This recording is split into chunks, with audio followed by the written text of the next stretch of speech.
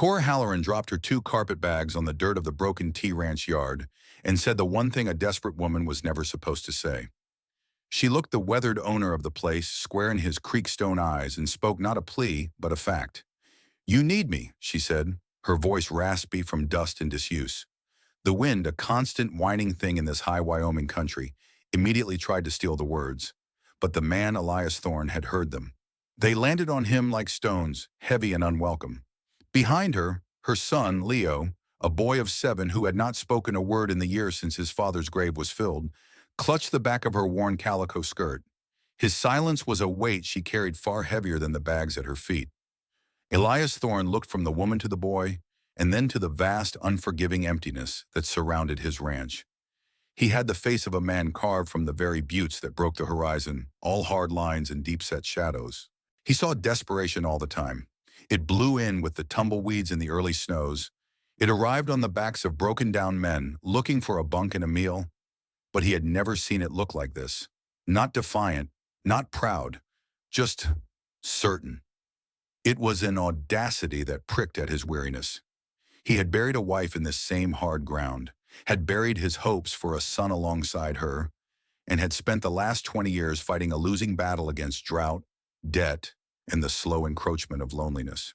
"I need a cook," he said, his voice a low grumble, like rocks shifting deep in the earth. "Had one. He drank himself halfway to Cheyenne last Tuesday. I need a hand who can mend fence without mending himself to a bottle after. What I don't need," he swept a calloused hand toward her and the boy, "is another mouth to feed that can't pull its own weight and then some." Cora did not flinch. She had walked the last 12 miles, the soles of her shoes worn to paper, the last of her money spent on a piece of hardtack that she had given to Leo. She had nothing left to bargain with but the truth of her own 2 hands. "I can cook," she stated. "I can mend. I can keep your books, stretch a dollar until it screams, and I know cattle better than most men you'll hire. I ran a 2,000-acre spread in the Panhandle with my husband for 10 years. Before the fever took him and the bank took the rest." She did not say it with pity. She said it like a ledger entry, a fact of her life that had brought her here, to this wind-scoured yard. Before Elias could form a refusal, a shout erupted from the direction of the far corral. "Boss, it's the bull! He's in the wire!" A young hand, no more than 20, came running, his face pale with panic. Elias cursed, a sharp, bitter sound, and started for the corral at a stiff-legged run that spoke of old injuries and too many years in the saddle.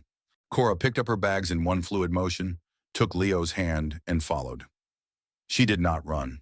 She walked with a purpose that ate the ground. The scene at the corral was one of controlled chaos. A massive Hereford bull, the pride of Elias Thorne's meager herd, was tangled in a stretch of new barbed wire, a devil's invention that ranchers were still learning to curse properly. With every panicked toss of its head, the barbs dug deeper into its neck and shoulder. 2 hands, the young one called Silas and an older, wiry man with a sour face, circled the animal, their ropes held uselessly. The bull was too panicked for a rope and too powerful to be manhandled. "Get the rifle!" the older hand, Jed, yelled at Silas. "Gonna have to put him down for he tears himself to ribbons." "No," Elias's voice cut through the wind. "That's my seed bull. He's worth more than this whole damn fence." He looked at the animal, his face a mask of grim frustration. He was too old, his joints too stiff, to risk getting in close with the terrified beast. He saw his investment, the future of his herd, bleeding out in the dirt. It was then that Cora moved. She handed her bags to Silas without a word, pushed Leo gently behind the solid wood of a water trough, and walked toward the fence. She moved slowly without hesitation, her body language calm and unthreatening. She began to hum. It was not a tune precisely, but a low, monotonous sound from deep in her chest, a sound that seemed to absorb the panic in the air. "Ma'am, get back," Elias warned, his voice tight. "He'll kill you." Cora ignored him. She kept her eyes on the bulls, humming that steady, resonant note. The great animal stilled, its wild eyes rolling white with terror, fixing on her. It stopped pulling against the wire. Its frantic breathing began to slow, matching the rhythm of her humming. She reached the fence, slipped through the rails, and continued her slow, deliberate approach. The men watched, frozen, as the woman who had walked out of nowhere walked toward a half-ton of terrified fury. She reached the bull. She did not touch it at first. She just stood near its head, humming, letting it absorb her scent, her calm. Then with a movement as slow and gentle as falling snow, she reached out and laid a hand on its broad, damp nose.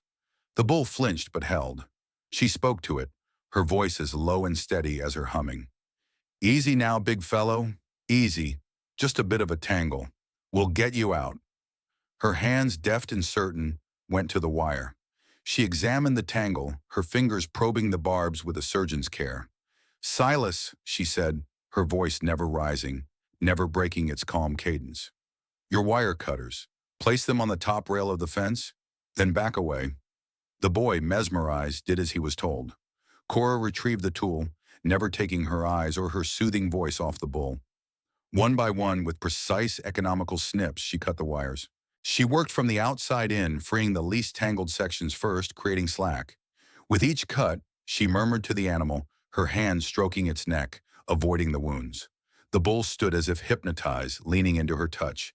In less than 2 minutes, the last strand fell away. The bull was free. It shook its massive head once, looked at her with something like bovine confusion, then turned and trotted to the far side of the corral, leaving a few dark red drops in the dust. Cora slipped back through the fence. She wiped a smear of blood from her hand onto her skirt, her face betraying nothing. The yard was silent, save for the ceaseless wind. The two ranch hands stared at her as if she had just commanded the sun to stand still. Jed's mouth hung slightly open, his sour expression replaced by one of pure disbelief. Elias Thorne looked at the bull, now calmly licking its wounds. He looked at the woman standing there with her silent son, her worn-out shoes and her 2 carpet bags. He looked at the blood on her skirt. He was a man who believed in what he could see, and what he had just seen was a competence so profound it was like a force of nature. It was the kind of competence he hadn't seen in years, the kind he thought had died with his wife. He cleared his throat. The sound was rough. "The bunkhouse is there," he said, gesturing with his chin. "Cook stove's in the main house. You can put the boy in the small storage room off the kitchen. It's warm." He paused, his gaze hard as ever, but something had shifted behind it. A crack had appeared in the stone. "Room and board. 30 days," he said, the words coming out clipped and formal. "We'll see after that." Cora Halloran simply nodded. She picked up her bags, took Leo's small hand in hers, and walked toward the main house. She had not won a reprieve. She had earned a chance. In the high, lonely country of the broken T, that was more than enough. The first thing Cora changed was the smell. For years, the ranch house had smelled of stale coffee, fried bacon, and the quiet desperation of men living without a woman's touch. It was the smell of function without comfort. On her first morning, long before the sun had thought about cresting the eastern buttes, the air filled with something new. It was the smell of yeast and baking bread, a warm, living scent that crept into the corners of the house and out into the cold yard, a scent that promised something other than mere survival. When the men shuffled in for breakfast, their faces still creased with sleep, they stopped in the doorway. The long, scarred wooden table was set. The coffee in the pot was black and strong, not the boiled-down sludge they were used to. And in the center of the table was a platter piled high with biscuits. They were not the hard, dense pucks Jed sometimes made in a fit of culinary pique. These were golden brown, impossibly light and steaming. Next to them was a bowl of gravy, thick with sausage and seasoned with sage Cora had found growing wild near the creek. The men ate in a silence that was different from their usual sullen morning quiet. It was a silence of reverence. Silas, the young hand, picked up his third biscuit and just looked at it for a moment before slathering it with butter. He caught Cora's eye as she moved from the stove to the sink, her motions fluid and efficient. He gave a small, almost imperceptible nod of respect. Jed, however, ate with a kind of grim determination, as if admitting he enjoyed the food would be a personal defeat. He cleaned his plate, every last crumb, but said nothing. Hap, the oldest hand, a man who communicated mostly through grunts and the tilt of his hat, ate 2 biscuits, drank 3 cups of coffee, and as he left, he paused by the stove and uttered a single word. "Good." For Hap, it was a sermon. Cora's competence was a quiet, steady thing. It was in the way she mended a tear in Elias's best shirt with stitches so small, and even they were nearly invisible. It was in the way she organized the pantry, taking a chaos of tins and sacks and creating an ordered system where everything could be found at a glance. She did not work hurriedly. She worked methodically. There were no wasted steps, no lost motion. She moved through the ranch house like water finding its level, smoothing out the rough edges, filling the empty spaces. Elias watched her. He was a man who noticed details, and he noticed everything about her. He noticed she used the leftover bacon grease to season her cast iron skillets. He noticed she saved the vegetable scraps to make a rich broth for her stews. He noticed that she spoke to his half-wild ranch dogs in the same low, calming tone she had used on the bull, and that they, who trusted no one, now sat at her feet when she worked on the porch. He saw a thriftiness born not of stinginess, but of a deep understanding of value. She wasted nothing. Not food, not time, not words. Her son Leo remained a silent puzzle. He spent his days in a corner of the big barn, away from the men and the noise. He had found a patch of sunlight that fell through a high window, and in that golden square, he created his own world. He collected small, smooth stones from the creek bed, bits of colored glass, feathers from barn owls. He arranged them in intricate, swirling patterns on the dusty floor. He never spoke, but his hands were always busy, bringing a silent, meticulous order to the small things he could control. One afternoon, Silas found him there. The young hand had a soft spot for the boy. He sat down quietly, not crowding him, and watched as Leo placed a perfect white piece of quartz into a spiral of gray river stones. Silas pulled a length of twine from his pocket and, with a few quick twists, fashioned a small, perfect lariat. He laid it gently on the edge of the boy's stony creation. Leo looked at the tiny rope, then up at Silas. His eyes, so often distant, were clear and focused. He reached out a small hand and touched the lariat, his fingers tracing the knot. He did not smile, but for a moment, the deep well of his silence seemed less profound. It was the first bridge built between the boy and his new world. The internal resistance, when it came, was as predictable as a winter storm. It came from Jed. He was a man who had been on the Broken T for 15 years. He saw his position, his familiarity with Elias, as a form of currency, and Cora's quiet competence was devaluing it with every perfectly baked biscuit. He felt his place in the established order shifting, and it frightened him. He started with small complaints, muttered just loud enough for others to hear. The coffee was too strong. The stew needed more salt. He grumbled about the unnecessary neatness of the pantry. Things were fine before, he'd say to Silas, who would just shrug and keep eating. Don't need a woman coming in and changing everything. It ain't natural. The confrontation happened on a Tuesday, a week into Cora's probationary month. A shipment of supplies had come in, and Cora was directing Silas and Hap where to store the flour and beans for maximum efficiency, keeping the oldest stock in front to be used first. Jed stood in the doorway of the storeroom, arms crossed, a sneer on his face. "Since when does the cook give the orders?" he said, his voice loud and challenging. Cora did not stop her work. She lifted a heavy sack of sugar onto a shelf before turning to face him. Her expression was calm, her eyes direct. "Since the owner put her in charge of the kitchen and the stores," she said simply. "This is my domain, Jed, just as the north pasture is yours." "Your domain?" he scoffed. "You're hired help, same as the rest of us. You've been here a week. Don't go getting notions." Cora wiped her dusty hands on her apron. She looked at him, her gaze level. "I have no notions, Jed. I have a job to do. Part of that job is making sure this ranch doesn't waste what little it has. We were about to lose 50 pounds of potatoes to rot because they were stored under a leaking sack of salt. That's a week's worth of meals. That's money Elias doesn't have to spare." "I'm not taking orders from a woman," he spat, taking a step toward her. He was trying to intimidate her, using his size and his long tenure on the ranch as weapons. Silas and Hap shifted uncomfortably, unsure what to do. Cora didn't back down. She didn't raise her voice, she simply stood her ground. Her eyes flicked down to his boots, then back to his face. "Then you will be a hungry man," she said, her voice quiet but carrying the weight of absolute conviction. Because I am the one who cooks the food. The standoff hung in the air, thick and heavy. Jed's face flushed with anger. He was used to being the grumbling but respected elder of the crew. This woman, this outsider, was challenging his place in the hierarchy with nothing but logic and a calm demeanor he couldn't seem to break. "That's enough, Jed." The voice came from the doorway behind him. It was Elias. He had been standing there for the last minute, listening, his face unreadable. He walked into the storeroom, his presence immediately filling the space and sucking the fight out of the air. He looked at the neatly stacked sacks, the organized shelves, a place that had been a jumble of chaos just a week ago. He looked at Jed's belligerent posture and Cora's unshakable calm. Elias stopped beside Cora. He did not look at her. He looked directly at Jed.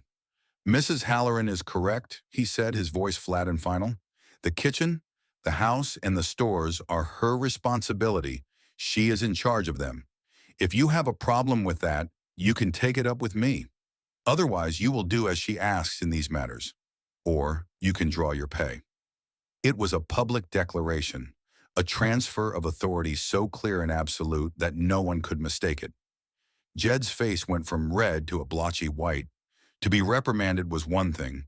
To be dressed down in front of the others and in favor of a newcomer, a woman, was a humiliation.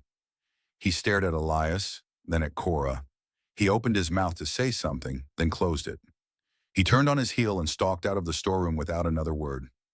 Elias watched him go. He then turned his gaze to Cora. For the first time, he saw not just a capable cook, but an ally. He saw a spine made of steel. He saw the same quiet strength he had valued in his own wife. He gave a short, sharp nod. "Carry on, Mrs. Halloran," he said. And then he, too, was gone. In the quiet that followed, Silas looked at Cora with open admiration. "He sure put Jed in his play," he said, a grin spreading across his face. Cora just picked up another sack of beans. "The flour goes on the bottom shelf," she said, her voice even. "It's drier there." The confrontation was over. She had won, but she took no visible satisfaction in it. For her, it wasn't about winning. It was about doing the job right. And as Silas and Hap moved to follow her instructions, they understood that the foundation of the Broken T Ranch had just shifted, settled onto something stronger, something more solid than it had been in a very long time. Trust, Elias Thorne was discovering, was not a decision. It was a slow accumulation of evidence. It was the evidence of good bread, of mended clothes, of a house that felt less like a shelter and more like a home. But the true turning point, the moment his perception of Cora Halloran shifted from capable employee to something far more vital, came late one night over a stack of dusty ledger books.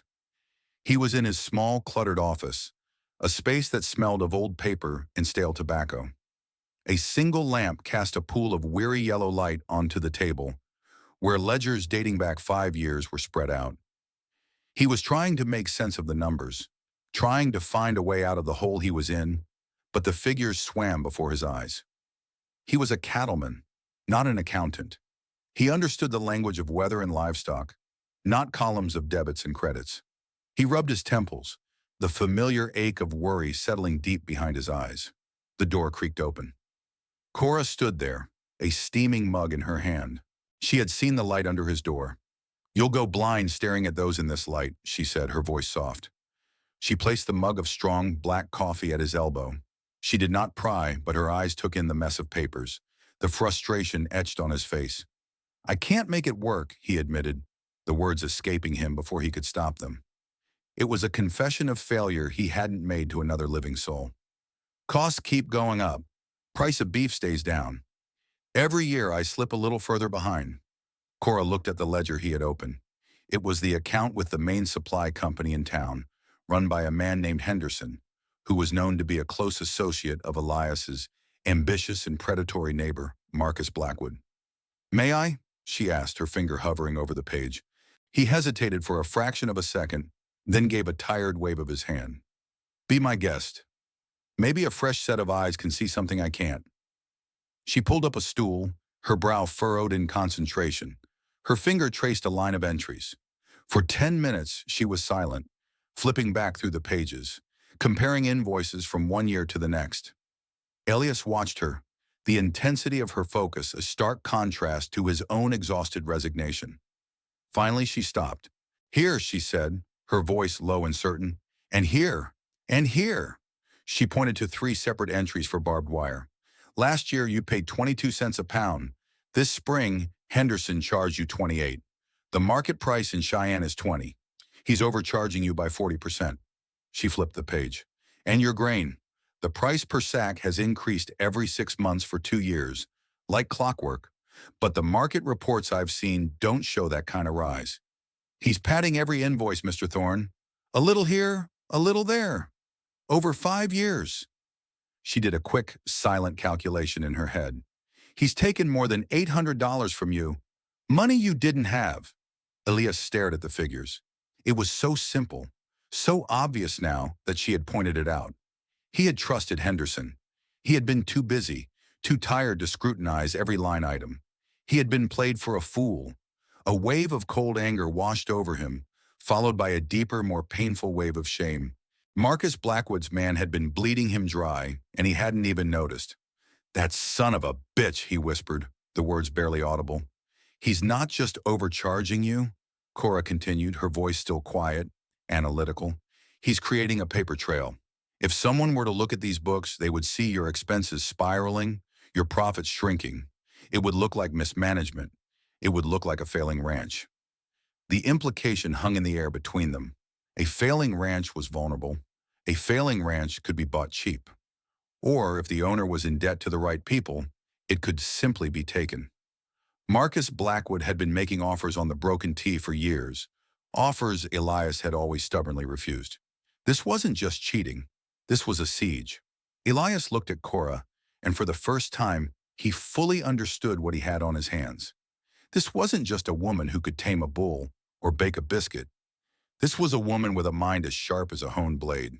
She had seen the pattern, understood the strategy, and laid it bare for him in a matter of minutes. She had given him a weapon. He leaned back in his chair, the wood groaning in protest. He felt a profound weariness, but underneath it, something else stirred, a flicker of fight he thought had long since died. He looked at this quiet, capable woman, at her steady hands and her intelligent eyes. "My wife, Sarah," he said, the name feeling strange on his tongue after so many years of silence. "She handled the books. She never would have let this happen. She saw everything." He paused, the memory a ghost in the room. "You see everything, Mrs. Halloran." It was not a compliment. It was a statement of fact, an acknowledgement of a shared quality, a bridge across the lonely years. It was the moment he stopped seeing her as the help and started seeing her as an equal. "What do we do?" he asked. The "we" was not accidental. "For now, nothing," Cora said. "We know. That's the first step. We find a new supplier quietly. We start our own ledger, a true one, and we wait. A man like Blackwood, he won't stop here. He'll get impatient, and when he does, he'll make a mistake." Elias nodded slowly, a plan forming in his mind, built on the foundation she had just laid. He looked at the coffee she had brought him, now cold. He felt a gratitude so immense it was difficult to voice. "Thank you, Cora," he said, using her first name for the first time. She simply nodded, stood up, and left him there with his thoughts. But the room was different now. The weary yellow lamplight no longer felt like a spotlight on his failure. It felt like the first light of dawn. The siege was not over, but for the first time in a long time, Elias Thorne did not feel like he was fighting it alone. The first snow came early that year, a fine, dusting powder in late October that clung to the high ridges and served as a warning. It was a sign that the high country was shutting its doors for the winter. Marcus Blackwood must have seen it too. His impatience, as Cora had predicted, began to show. It started small. A section of fence cut on the southern border, letting a dozen of Elias's steers wander onto Blackwood's land, forcing Elias to go, hat in hand, to ask for them back. Blackwood had been smug, charging a recovery fee that was little more than legal theft. A week later, a salt lick was poisoned, and 2 heifers were lost. There was no proof, nothing to take to the sheriff in town, but Elias and his men knew. It was a campaign of 1,000 cuts, designed to bleed the Broken T of resources and morale. Elias, acting on Cora's advice, did not rise to the provocations. He and his men worked tirelessly, reinforcing fences, moving the herd closer to the main ranch, watching the horizon. Inside the house, Cora was just as vigilant. She had taken over all the ranch's ordering, finding a new supplier in a town 50 miles east, arranging for deliveries that bypassed Henderson's store completely. She was building a fortress of fiscal responsibility around the broken T, one sack of flour, 1 pound of nails at a time. The ranch was still struggling, but for the first time in years, it was no longer leaking money. It was holding its own. The major crisis materialized not with a bang, but with the quiet arrival of a man on horseback. It was the deputy sheriff from the county seat, and he carried a legal injunction. Elias met him on the porch, Cora standing just inside the doorway, watching. The deputy, a young man who looked uncomfortable in his own skin, handed Elias the papers with an apologetic shrug. The document was dense with legal language, but its meaning was brutally clear. Marcus Blackwood was filing a formal petition with the territorial court. He was claiming that Elias Thorne was unfit to manage his own affairs. The petition cited gross financial negligence, backed by copies of Henderson's doctored invoices. It mentioned the recent loss of stock and failure to maintain property, twisting Blackwood's own acts of sabotage into evidence against Elias. But the heart of the claim rested on a single devastating document, a copy of a loan note signed 60 years prior by Elias's grandfather and Blackwood's grandfather. The loan had been for the original seed money to start the ranch. It had been paid back in full within a decade, but an obscure clause remained. It stated that if the Thorne family ever demonstrated protracted and ruinous mismanagement of the property, the Blackwood family would have the right to purchase the ranch for the original loan amount, $500. It was a legal ghost, a scrap of paper from a bygone era that Blackwood had resurrected to try and steal a man's legacy. "It's a sham," Elias said, his voice shaking with a rage he could barely control. "He can't do this." "He can try, Elias," the deputy said quietly. "The judge will hear the petition in 30 days. You'll need a lawyer, a good one." Elias knew what that meant, a trip to Cheyenne. Money he didn't have for a lawyer he couldn't afford, to fight a battle he was already losing. As the deputy rode away, a heavy, suffocating silence fell over the ranch. The men who had gathered in the yard looked at Elias, their faces grim. This was not a fight that could be won with hard work or a rope. This was a different kind of war, fought with paper and ink. That night, a blizzard rolled in. It was not a warning this time. It was a declaration.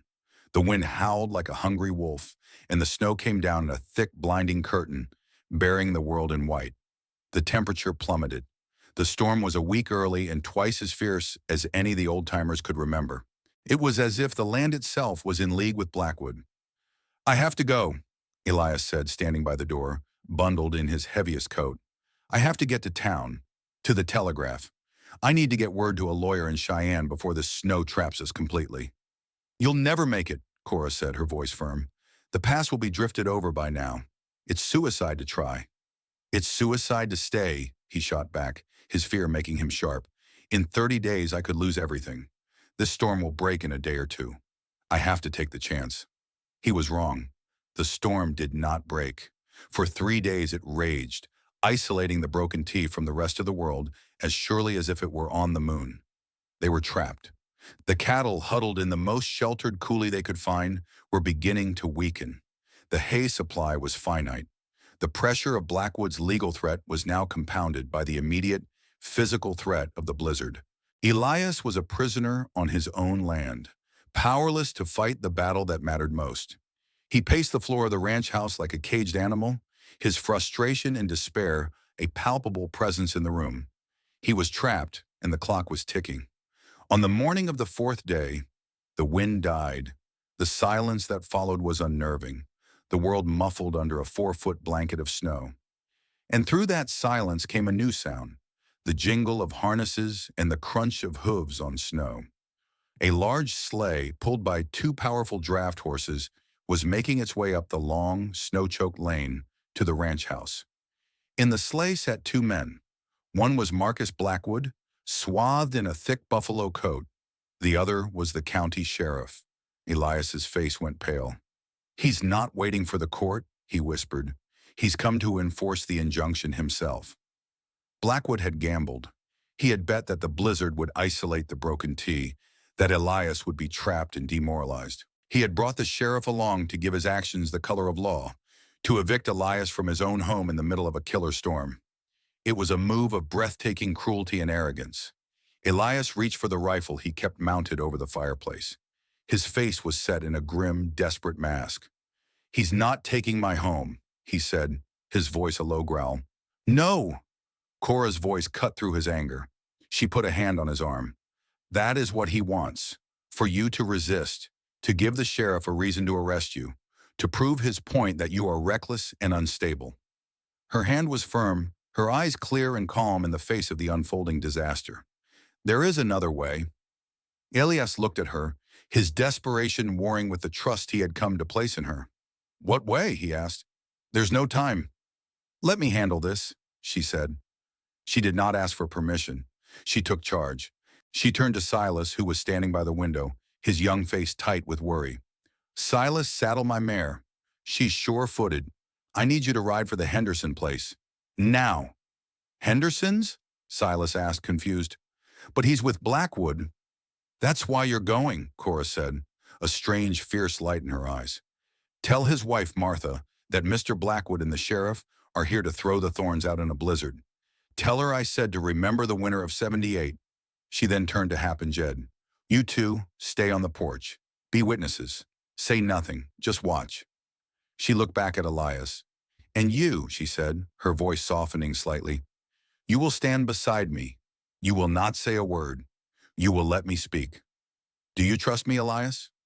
He looked at the rifle in his hands, a tool of simple, violent solutions. Then he looked at her, at the quiet, formidable intelligence that radiated from her. He had seen what her mind could do. He put the rifle back on its pegs. "I trust you, Cora," he said. And in that moment, the leadership of the Broken T Ranch passed from his hands to hers. Cora walked to the door and opened it, stepping out onto the porch into the blinding white cold. Elias followed, standing a half step behind her. She did not look like a warrior. She was a woman in a simple wool dress with an apron tied around her waist. She held no weapon, save for the stillness in her eyes and the set of her jaw. She waited as the sleigh pulled up, the horses steaming in the frigid air. Marcus Blackwood swung himself down, a broad, self-satisfied smile on his face. He was a big man, fleshy and prosperous, his eyes small and greedy. The sheriff, a weary-looking man named Miller, climbed down more slowly, his discomfort clear. "Thorn!" Blackwood boomed, his voice unnaturally loud in the snow-deadened quiet. "Sheriff Miller and I are here to serve this injunction. The court has recognized my claim. You're to vacate the premises." He held up the paper, a white flag of surrender he expected Elias to honor. Cora stepped forward. "Good morning, Mr. Blackwood." "Sheriff," she said, her voice calm and clear. It was so unexpected that both men stopped and stared at her. "Who in the hell are you?" Blackwood demanded, his smile faltering. "My name is Cora Halloran. I am Mr. Thorne's ranch manager," she stated. The title was new, self-appointed, but she said it with such authority that no one thought to question it. "Mr. Thorne will not be vacating. Your injunction is based on fraud." Blackwood laughed, a short, ugly sound. "Fraud? Lady, I have ledgers, signed invoices. This ranch is bankrupt because of his incompetence. The law is on my side." "The law," Cora said, her voice dropping slightly, drawing them in, "is a funny thing, Mr. Blackwood. It has a long memory. You base your claim of mismanagement on invoices from Henderson's store, correct?" "That's right," Blackwood said, gesturing to the sheriff, "all legal and above board. And your right to purchase the ranch is based on this old loan agreement between your grandfather and his," she continued, her tone almost conversational. "The Thorne family legacy of failure, written in ink," Blackwood gloated. "An agreement between families," Cora pressed. "A contract. And a contract requires good faith from both parties, does it not, Sheriff?" She looked at Miller, who shifted his feet, nodding reluctantly. "Well," Cora said, her voice hardening, "it seems your family, Mr. Blackwood, breached that good faith 60 years ago." She pulled a folded, yellowed piece of paper from her apron pocket. It was a page from an old journal, one she had found in a dusty trunk in the attic while looking for spare blankets. It belonged to Elias's grandmother. "This is a journal entry from 1828. It details a survey of this property specifically the water rights pertaining to the spring that feeds Coyote Creek. She held it out. It notes a boundary marker, a large split rock that defines the Thorne family's exclusive access to that spring. Blackwood's face began to change, his confident bluster deflating. What is this nonsense? Some old woman's diary? The original deed, Sheriff, which I am sure is on file at the county seat, will confirm it, Cora said, her eyes never leaving Blackwood's. Now, for the last 50 years, your ranch has been watering 200 head of cattle from Coyote Creek. But the creek runs low in the summer, so your father and then you built a diversion ditch, a small one hidden in the brush, that pulls water directly from the Thorne family spring. You have been stealing water, the most valuable commodity in this territory, for 2 generations. That is a breach of the original deed, a breach of contract, a theft. The silence was absolute. Blackwood's face had gone the color of spoiled milk. He knew she was right. That's a lie, he stammered. There's no proof. Isn't there? Cora asked softly. Hap and Jed found the diversion ditch last month. We have documented it, and the split rock marker is still there, half buried in sagebrush, exactly where the journal said it would be. She took a step forward. Your claim of mismanagement is based on fraudulent invoices from your partner Henderson, and your legal right to make that claim is voided by your family's own long-standing theft. You have no case, Mr. Blackwood. What you have is a great deal of criminal liability. Sheriff Miller looked from Cora's unyielding face to Blackwood's sudden panic. He was a lawman, and he had just heard a clear, concise, and evidenced accusation of a serious crime. He had been a pawn in Blackwood's game, and he did not like it. Just then, another sound broke the silence. A horse, ridden hard, was coming up the lane. It was Silas, but he wasn't alone. Behind him, in a small buckboard, was Martha Henderson, the storekeeper's wife, a formidable woman known for her sharp tongue and her membership in every church group in the county. She pulled up, her face a thundercloud. "Marcus Blackwood," she yelled, her voice carrying across the snow. "Did you and my fool husband cook up a scheme to throw this good man out of his house in a blizzard? After you've been robbing him blind for years?" Blackwood stared at her, horrified. "Martha, this is a private matter." "It stopped being private when you involved my husband in your wickedness," she declared. "Silas here told me you were coming, and he told me Mrs. Halloran said to remember the winter of '78. Well, I remember it. I remember when my family was snowed in and near starving, and it was Elias Thorne's father who brought us a side of beef and 2 sacks of flour and refused to take a penny. This is how you repay that kindness?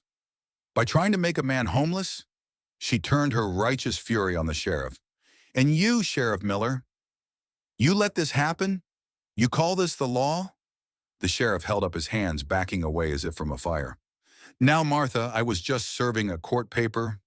Cora had known.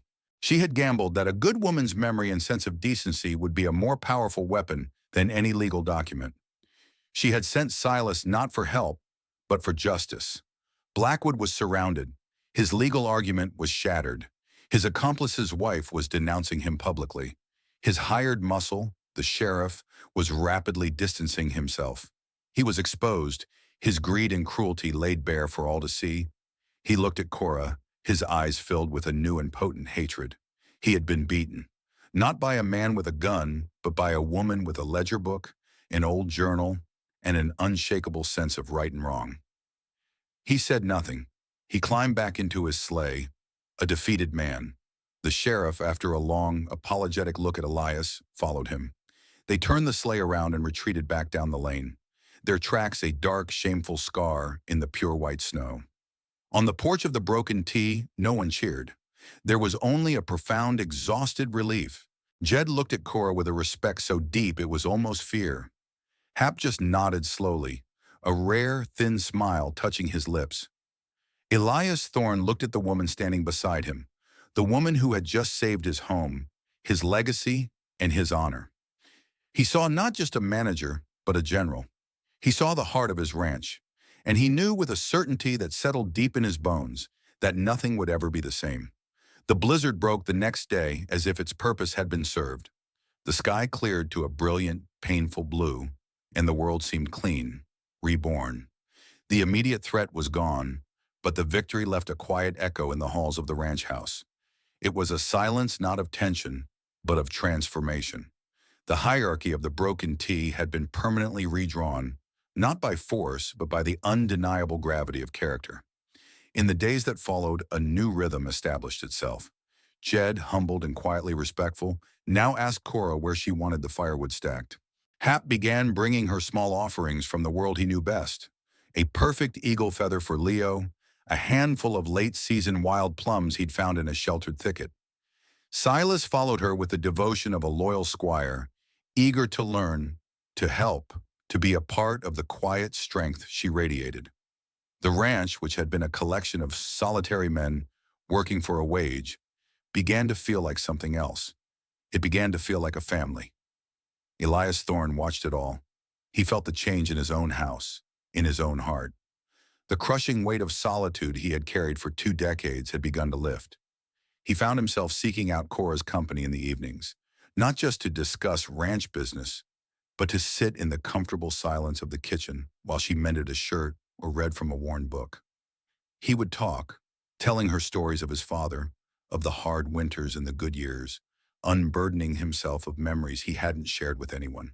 She would listen, her hands never still, her presence a steady, calming anchor. One evening, about a week after the confrontation with Blackwood, he found her in the kitchen. The air was warm and smelled of cinnamon and apples. She was kneading dough on a floured board, her movements strong and rhythmic. Leo sat at the big wooden table, meticulously drawing a picture of a horse with a piece of charcoal on a scrap of brown paper. It was a scene of such profound domestic peace that it made Elias's chest ache. He pulled out a chair at the table and sat down, the legs scraping against the wood floor. He watched her hands work the dough, folding and pressing, folding and pressing. Strong hands, capable hands, hands that had saved him. "The sheriff sent a wire from town," he said, his voice quiet. "Blackwood has withdrawn his petition. It seems Martha Henderson made good on her promise to discuss his business practices with the church sewing circle. He's also being investigated by the Cattlemen's Association for the water diversion. He won't be bothering us again." Cora did not stop working the dough. She just nodded. "Good," she said. Elias looked at his own hands resting on the table. They were scarred and calloused, the hands of a man who had spent his life working the land. "Cora," he began, the word feeling inadequate for what he needed to say. "What you did, I haven't had a partner in this place for a long time. Not since Sarah died. I've just been holding on, trying not to lose what my father and his father built." He paused, gathering his thoughts. "This ranch, it's more than just land and cattle to me. It's everything I have left. You saved it. A 30-day trial for room and board doesn't seem right for that." She finally stopped kneading. She looked at him, her eyes the gray of creek stones after a rain, clear and deep. She waited. Elias slid a piece of paper across the table. It wasn't the deed he had once imagined. That felt too much like a transaction. This was a partnership agreement drawn up by the lawyer in Cheyenne. It made her a full legal partner in the Broken Tea Ranch. It gave her a home, a stake, a future. It was not a proposal of marriage, not yet. It was a proposal of something just as profound. A shared life, a shared burden, a shared home. "The Broken Tea needs more than just an owner," he said, his voice thick with an emotion he rarely allowed himself. "It needs a heart. It needs you. If you'll stay." Cora looked at the paper. She looked at Elias, at his honest, weathered face, the deep lines of loneliness around his eyes starting to soften. She looked over at her son.